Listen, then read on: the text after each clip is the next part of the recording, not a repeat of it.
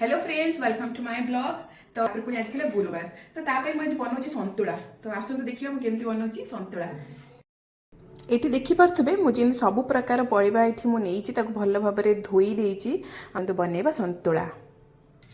तो ये देखो मु कड़े गरम कर सांग को तेल भी पकई दीची। तेल गरम हो गला ये देखिपे कि जीरा और कि सोरिष मुझे फुटे नवा।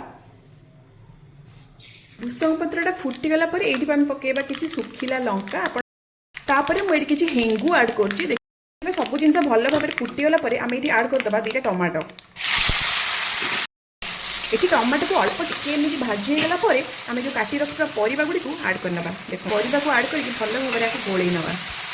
एबे एथिरे स्वाद अनुसार लुण आउ हलदी दे भल भाव में गोल नहीं मीडियम फ्लेम रे 10 मिनिट जाए सिझे नवा। तो तापर बस प्रस्तुत हो संतुला।